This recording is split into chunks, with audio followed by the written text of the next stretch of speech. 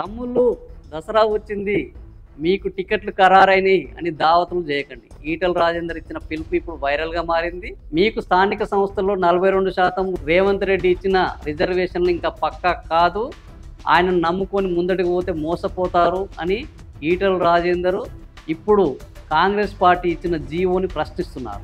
Already మహారాష్ట్రలో గతంలో ఇలాగే ఇచ్చారు. ఎన్నికలు పూర్తయిన తర్వాత ఆ ఎన్నికలు మొత్తం రద్దయినాయి. మీకు ఇక్కడ అలాంటి ప్రమాదమే ఉన్నది. కాబట్టి మీరు నామినేషన్లు వేసే వరకైనా ఆగండి. 8వ తారీఖున తీర్పు రాబోతుంది. ఆ తీర్పు తర్వాత మీరు ఏమైనా ఖర్చు పెట్టాలంటే ఖర్చు పెట్టండి. అది కూడా గ్యారంటీ లేదు. 8వ తారీఖు తర్వాత కూడా మళ్ళీ కూడా రిజర్వేషన్ క్యాన్సిల్ అయ్యే అవకాశం ఉన్నాయి. కాబట్టి కాంగ్రెస్ను నమ్మొద్దు అని చెప్తున్నారు. కానీ కాంగ్రెస్ శ్రేణులు మండిపడుతున్నాయి.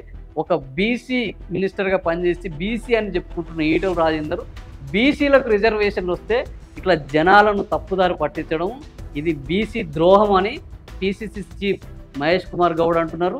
మరి ఈ బీసీ వాదము, ఈ రిజర్వేషన్ల వివాదము, ఈ కోర్టు తీర్పు రేపు ఏం కాబోతున్నాయి, అసలు ఈ దసరా ఎంత రచ్చ కాబోతుంది వేచి చూద్దాం. Thank you for watching video.